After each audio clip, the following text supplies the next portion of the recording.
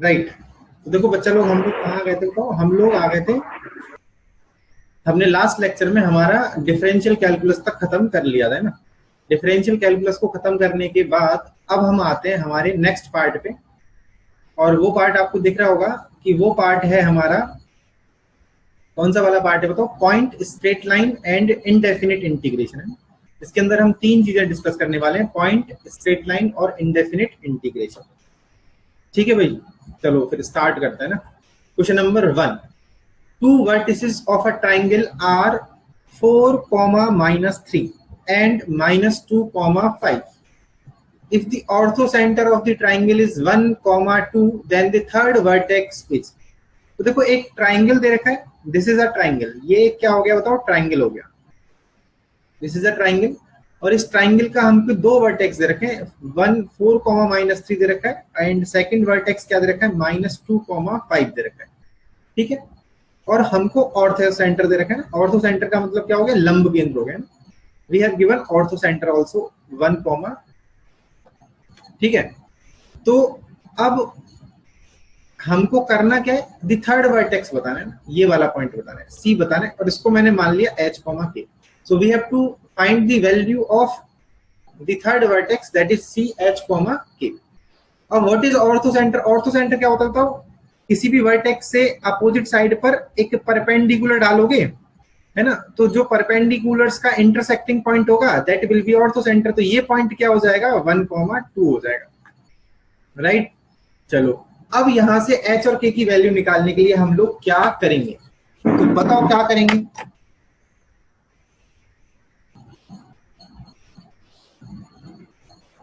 बताओ भाई क्या करेंगे? तो देखो हम लोग क्या करते हैं ना, स्लोप का कॉन्सेप्ट यूज करते हैं ना। किसका कॉन्सेप्ट यूज करते हैं? स्लोप का। अब स्लोप का कॉन्सेप्ट कैसे यूज करेंगे? तो देखो स्लोप कैसे निकालेंगे, अगर मान लो मैं आपसे बोलता हूं और यहां से एक परपेंडिकुलर अगर ऐसे ड्रॉ करोगे तो ये यहां पे गिर जाएगा, है। लेट्स से ये पॉइंट क्या होगा? ए, बी, सी, डी, ई और एफ। ठीक है। सो सबसे पहली चीज ना मैं एक चीज ये बोल सकता हूं कि A B is perpendicular to C F. A B और सी एफ दोनों क्या है? परपेंडिकुलर।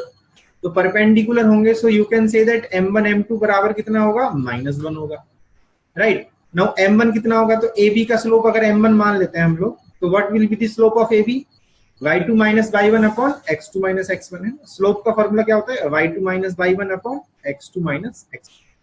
तो यहां से कितना आ जाएगा बताओ? 5 माइनस ऑफ -3 अपॉन -2 -4, है ना, ये हो जाएगा, multiply by m2। What is the value of m2? तो देखो ये जो स्लोप होगा ना, CF का स्लोप इस CO के बराबर भी होगा ना। इसका स्लोप अगर अपन देखें तो 1, 2 पॉइंट ये रहा, तो दो पॉइंट हो गए, एक तो हो गया 1, 2 और दूसरा हो गया h, k। तो इसका स्लोप कितना हो जाएगा बताओ? k -2 अपॉन h -1 और इज इक्वल टू कितना हो जाएगा? -1। तो ये कितना हो जाएगा? 8 multiply by k -2 is equal to, देखो -6 और इधर 6 हो जाएगा, तो 6 मल्टीप्लाई बाय h -1। तो ये कितना आ जाएगा बेटा? 8k -16 is equal to 6h -6। So it will be 6h -8k। ठीक है ना, इज 6h -8k और इधर क्या आ जाएगा? तो प्लस का 10 इज इक्वल टू 0। इसमें से 2 को भगा दो आप, है ना, तो क्या बचेगा बताओ? 3h -4k plus 5 is equal to 0। तो इक्वेशन नंबर 1 तो ये आ गया। अब दूसरा इक्वेशन कहां से निकाला जाए? तो दूसरा इक्वेशन निकालने के लिए देखो और कहीं पे लगाओ, तो हम लोग ये बोल सकते हैं कि AC is perpendicular to B, है ना, AC is perpendicular to B। तो AC का स्लोप कितना हो जाएगा बताओ? K +3 upon h -4 multiply by B का स्लोप कितना हो जाएगा? देखो ये रहा B, तो पहला पॉइंट कितना है? -2, 5 और दूसरा पॉइंट कितना है? 1, 2। नाउ इस पे लगाओगे तो क्या आ जाएगा? y2 - y1, 5 - 2 कितना आ जाएगा? 3 और x2 - x1 करेंगे तो कितना आ जाएगा? -2 - 1 कितना आ गया? -3।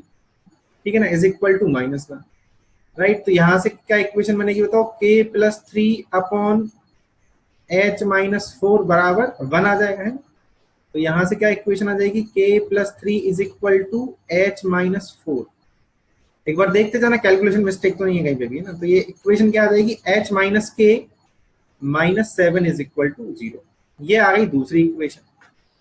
ठीक है भाई, तो अब हम क्या करेंगे, अब हम हमारा दोनों इक्वेशनों को सॉल्व कर लेंगे ना। Solve equation number 1 and 2। तो 1 और 2 को सॉल्व करके बताओ मेरे को आंसर कितना आएगा, फास्ट जल्दी बताओ।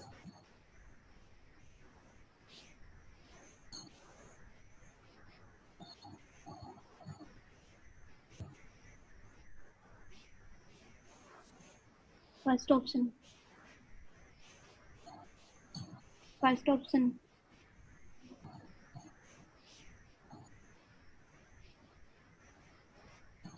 जल्दी बताओ भाई।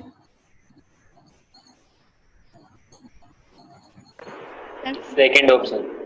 सेकंड ऑप्शन पक्का सबका ये आ रहा है? राइट भाई, तो मैंने आकाश का आंसर मान लिया सेकंड ऑप्शन। ठीक है ना, तो आप ये तो सॉल्व आप कर ही लोगे ना, ये तो बड़ा सिंपल हो गया। नेक्स्ट अगला क्वेश्चन भी चलते हैं। If a vertex of a triangle is 1,1, एक ट्राइंगल का वर्टेक्स दे रखा है 1,1, अच्छी बात है। तो ये ट्राइंगल हो गया और इसका वर्टेक्स मान लो ए दे रखा है 1,1, and the middle points of two sides through it, यहां से दो साइड निकल रही है, मान लो ए बी और ए सी, और इन दोनों साइड्स का मिड पॉइंट दे रखा है, तो it is -2,3 and it is 5,2। These are the mid points. Then the centroid of triangle, बड़ा बड़ा सिंपल क्वेश्चन है ना, बहुत सिंपल हो गया ये तो। क्या करोगे बताओ, बी और सी निकाल लो। तो बी कितना आ जाएगा, मिड पॉइंट फॉर्मूला लगा देंगे। लेट से ये कितना है, अल्फा बीटा है, और इसको मान लेते हैं एच कॉमा के। तो देखो क्या हो जाएगा, alpha plus 1/2 is equal to कितना हो जाएगा, -2। Similarly beta plus 1/2 is equal to कितना हो जाएगा, 3। तो यहाँ से अल्फा बराबर कितना आएगा, -4 -1 कितना आ गया, -5। और बीटा बराबर कितना आ जाएगा बताओ, 3 to the 6 5 है। तो ये तो कितना आ गया बताओ, -5,5। नाउ सिमिलरली क्या लिखोगे बताओ, h plus 1/2 is equal to 5। तो h बराबर कितना आ जाएगा, 9 आ जाएगा है। And k plus 1/2 is equal to 2। तो k बराबर कितना आ जाएगा, 3 आ जाएगा। तो यहां से कितना आ गया, ये पॉइंट कितना आ गया, 9,3। राइट। नाउ सेंट्रोइड क्या हो जाएगा बताओ, सेंट्रोइड क्या होता है, तीनों x कोऑर्डिनेट प्लस अपॉन 3। तो 1 -5 प्लस 9/3 कॉमा 1 प्लस 5 प्लस 3/3। तो ये कितना आ गया बताओ, 5/3 कॉमा 9/3 है ना। 9/3 कितना हो जाएगा, 3। तो 5/3 कॉमा 3। तो option number 1 will be the correct option. बड़ा सिंपल। चलो next question number 3। The ratio in which the line 3x plus 4y और माइनस कितना है, ये 7 है ना, -7 ही है ना। ठीक है, 3x plus -7 is equal to 0 divides the line joining the points, है ना। अब ये दो पॉइंट हो गए हमारे ना, कौन कौन से बताओ, -2,1 और यहाँ पे मान लो ये पॉइंट हो गया कितना, 1,2। ठीक है, ये दो पॉइंट हो गए। इन दोनों पॉइंट्स को जो लाइन ज्वाइन कर रही है, और ये लाइन इसको क्या करेगी, डिवाइड कर रही है। तो 3x प्लस 4y -7 बराबर 0। तो किस रेशो में डिवाइड करेगी, तो मान लेते हैं हम लोग, इट डिवाइड्स इन λ/1 रेशो, है ना। मैं आपको लॉन्ग प्रोसेस बता रहा हूँ। तो λ/1 रेशो अगर मान लेते हैं, तो इस पॉइंट के कोऑर्डिनेट कितने हो जाएंगे, what will be the coordinate of this point, m1x2 plus m2x1 के हिसाब से कितना हो जाएगा बताओ, m1x2 1 इंटू लैम्डा, तो लैम्डा -2 अपॉन लैम्डा प्लस 1 है ना। और कितना हो जाएगा बताओ, 2 lambda plus 1 upon lambda plus 1। And this point lies on this line. तो इस पॉइंट को इस लाइन से क्या करा दोगे, सेटिस्फाई करा दोगे। तो 3 into lambda -2 upon lambda plus 1 plus 4 into 2 lambda plus 1 upon lambda plus 1 and -7 is equal to 0. Now find the value of lambda. तो बताओ find lambda, lambda बताओ जल्दी कितना आएगा, सबके पास पेन कॉपी होगा, जल्दी बताओ।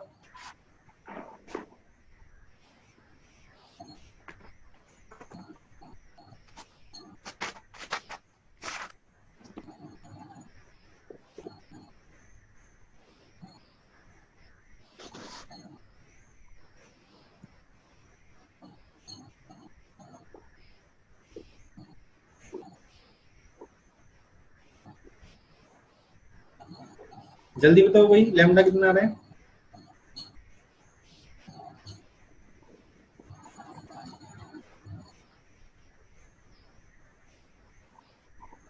कितना आ रहा है?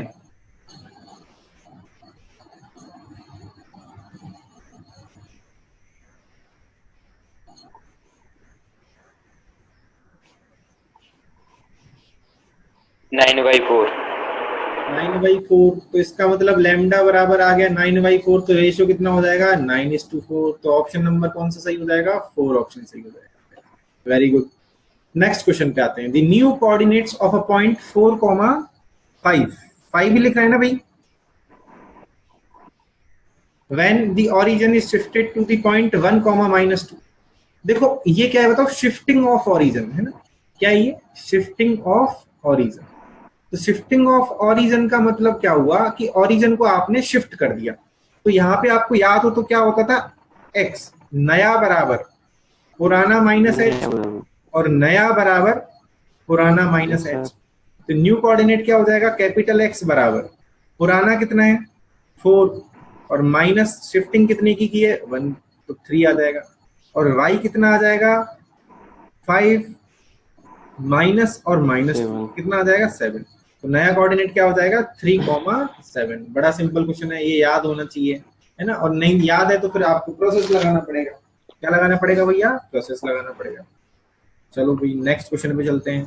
The equation of a straight line passes through -3,2।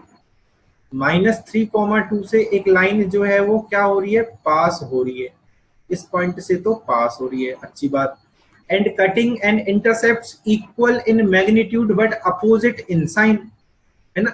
जो इंटरसेप्ट है वो क्या है? इक्वल है बट अपोजिट इन साइन है। तो पहला इंटरसेप्ट ए होगा तो दूसरा इंटरसेप्ट क्या मान लोगे? -a मान लोगे। तो द इक्वेशन ऑफ लाइन क्या हो जाएगा? x/a plus y/-a is equal to 1। Now this line passes through -3,2। तो -3/a plus 2/-a is equal to 1। So यहां से a का वैल्यू कितना आ गया? a का वैल्यू कितना आ गया बच्चों लोग? a का वैल्यू आ गया कितना? -5 आ गया है। और इस a के वैल्यू को हम लोग क्या कर देंगे? पुट कर देंगे। तो x/-5 plus y/5 is equal to 1। This is the required line. ये हमारी क्या हो गई? Required line. अब आप ऑप्शन मैच करने के लिए क्या कर लो? इसको अरेंज कर लो। So -x plus y is equal to 5। तो कितना हो जाएगा? x माइनस वाई प्लस 5 बराबर 0। ये आ गया answer. Next, the image of point alpha beta. Alpha beta point का इमेज बताना है। किसमें बताना है? y बराबर -x में। अल्फा बीटा का जैसे मान लो ये पॉइंट, ये लाइन हो गई y बराबर -x और ये पॉइंट हो गया अल्फा बीटा, है ना? तो इमेज कहाँ बनेगा? इसके जस्ट परपेंडिकुलरली नीचे और सेम डिस्टेंस पे। ये जितना डिस्टेंस होगा उतना ही डिस्टेंस ये होगा। लेट्स से ये इमेज का पॉइंट है h, k। तो यदि अल्फा बीटा का इमेज देखोगे y बराबर -x में, तो h, k कितना आएगा? किसी को डायरेक्ट याद है क्या इसका आंसर? डायरेक्ट याद है किसी को? क्या आता है? क्या करना होता है? y बराबर -x में जब इमेज देखोगे तो क्या करोगे? साइन चेंज और इन्वर्ट कर दोगे ना। तो आंसर कितना आएगा इसका? -β, -अल्फा। ये डायरेक्ट याद रखना आप, ठीक है? y बराबर x में देखोगे ना तो केवल क्या हो जाएगा? इनवर्स हो जाएगा। इनवर्स का मतलब ऑर्डर्ड पेयर का ऑर्डर चेंज हो जाएगा।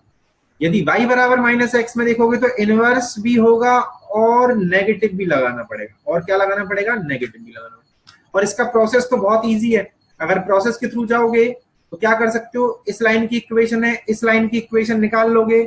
Now find the intersecting point and mid point formula. Apply the mid point formula. What will you do?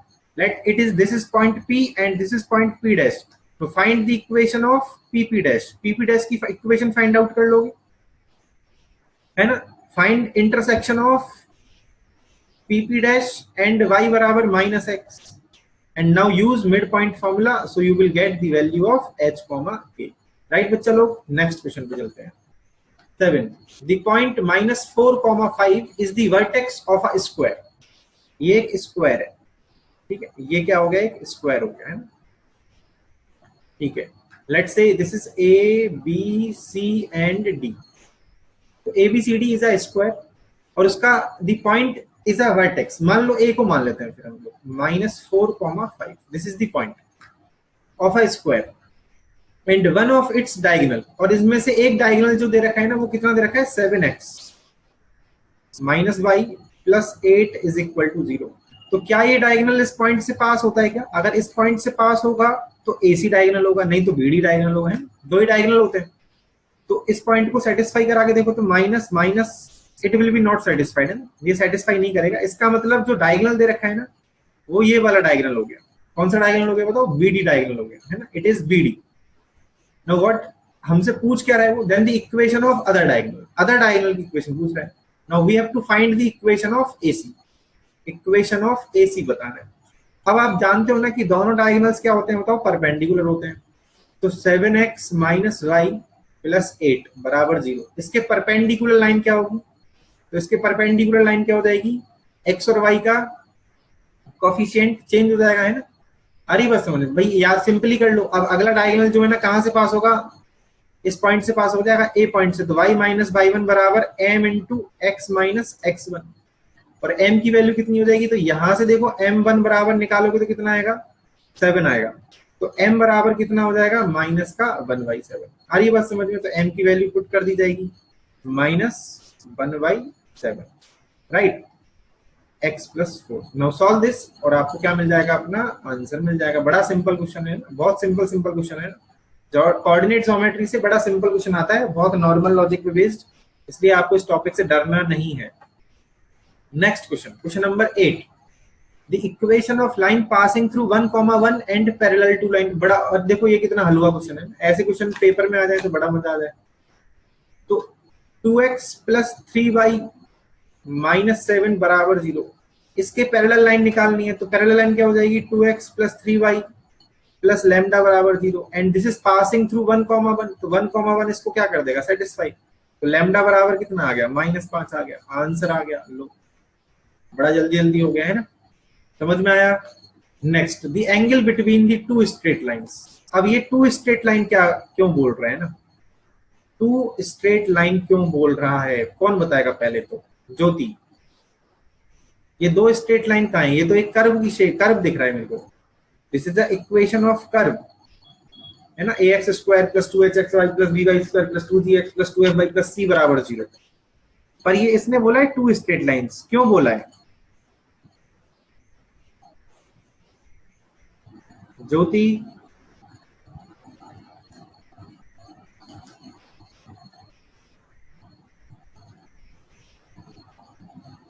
देखो ये क्या होता है? This is the equation of second order, है ना, सेकंड ऑर्डर की जनरल इक्वेशन है। तो सेकंड ऑर्डर की जब जनरल इक्वेशन है तो it represents also pair of lines, है ना। ये पेयर ऑफ लाइंस को भी रिप्रेजेंट करती है। कब करती है? जब डेल्टा बराबर 0 होता है ना, डेल्टा बराबर 0। डेल्टा आपको बता रखा है, डिटर्मिनेंट आता है A B C H G F। यदि इस डिटर्मिनेंट की वैल्यू 0 आ जाएगी then it will represent pair of straight line. तो ये ऑब्वियस सी बात है, जब इसने बोला है तो डेल्टा बराबर 0 होगा। तो इन दोनों लाइंस के बीच का जो एंगल होता है उसका फॉर्मूला होता है tan θ = 2√h² - AB upon A+। ये सिंपल सा फॉर्मूला है, इसको आप लगा दो। What is the value of A? A is the coefficient of x², तो A बराबर कितना हो गया? 2। What is the value of B? B is the coefficient of y², तो B की वैल्यू कितनी हो गई? 3। What is the value of H? H क्या होता है? xy के कोफिशिएंट का हाफ।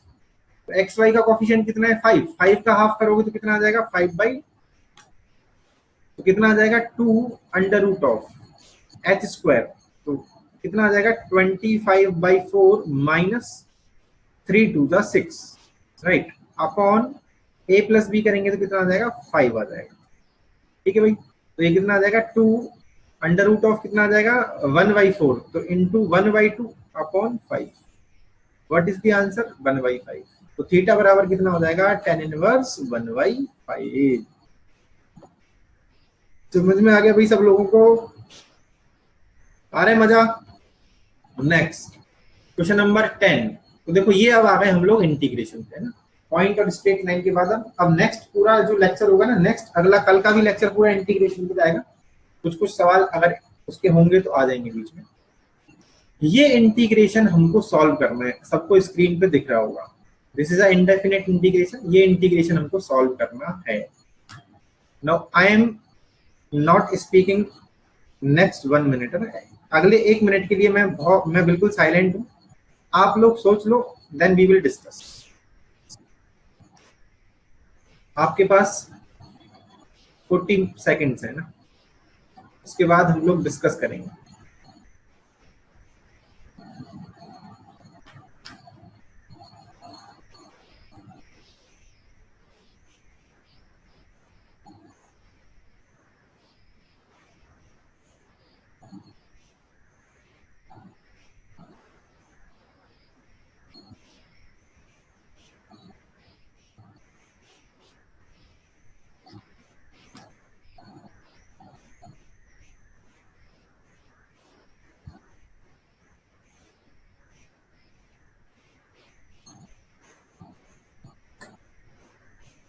यस, किसी के दिमाग में कुछ क्लिक किया, because it is a tricky question, और इस क्वेश्चन को सॉल्व करना बड़ा आसान भी है और आसान नहीं भी है, दोनों चीजें ही हैं। अगर किसी के दिमाग में चीज आ गई होगी तो सॉल्व हो जाएगा, अदरवाइज पूरा दिमाग लगा लो फिर भी सॉल्व नहीं होगा।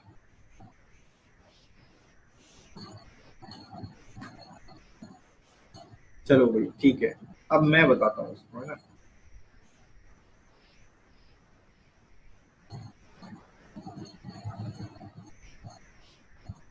देखो भाई, अब मैं इस अंदर वाले टर्म को इस तरह से लिख रहा हूं, 6x² + 5x + 4 into x³ multiply by x² + x + 1 की पावर 6 इंटू x की पावर 24। किसी को कोई प्रॉब्लम? भाई मैंने क्या किया, x की पावर 27 के 2 पार्ट कर दिए।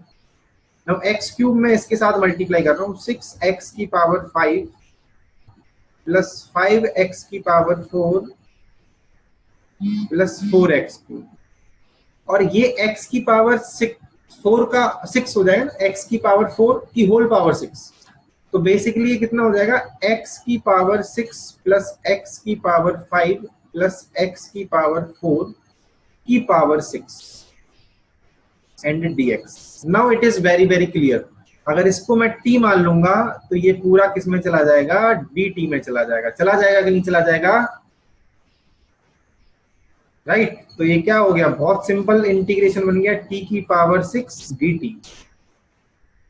What will be the answer, t की पावर 7/7 प्लस c, एंड t क्या माना है आपने, x की पावर 6 प्लस x की पावर 5 प्लस x की पावर 4 की whole power 7/7 plus, right. Now आप इसमें से x की पावर 4 को कॉमन ले लो, 28 विल बी बाहर आ जाएगा, 1 + x + x² बच जाएगा की पावर 7, है ना।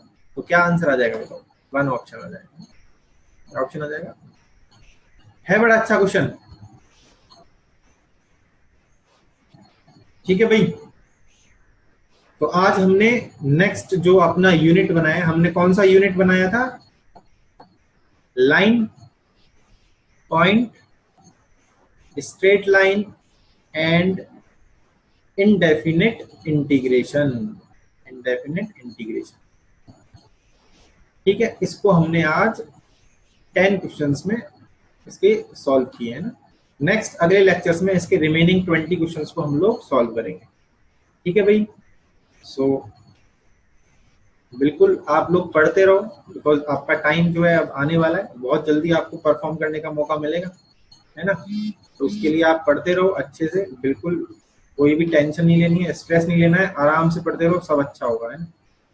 जितना भी बुरा हो रहा है वो सब अच्छा होगा, ठीक है। ओके, ये सारे वीडियोस आपको मेरे चैनल पे मिल ही जाएंगे, ठीक है। सो बिल्कुल, है ना, कंटिन्यूसली अपने आप को स्टॉप नहीं करना है। बिल्कुल जो कछुआ की कहानी सुनी है ना, ऐसे धीरे धीरे आप बिल्कुल स्लोली डेली डेली पढ़ते रहो। लास्ट में आपको अपना रिजल्ट जो है वो बहुत अच्छा मिलेगा, है ना। Result will be excellent, result finally आपका बहुत अच्छा होगा। सो ऑल दी बेस्ट, अच्छे से पढ़ते रहो डेली की डेली, बिल्कुल भी आपको एक भी दिन आपका खराब नहीं करना है, अपनी सेहत का अपनी तबीयत का ध्यान रखना है ना, घर पे रहना है, स्टे होम स्टे सेफ, ठीक है, घर पे रहना है, बाहर नहीं निकलना है, और बहुत जरूरी है तो बाहर निकलना है, और आके नहा धो लो अच्छे से, है ना, ठीक है भाई, चलो भाई ठीक है ना, ओके फिर कल मिलते हैं।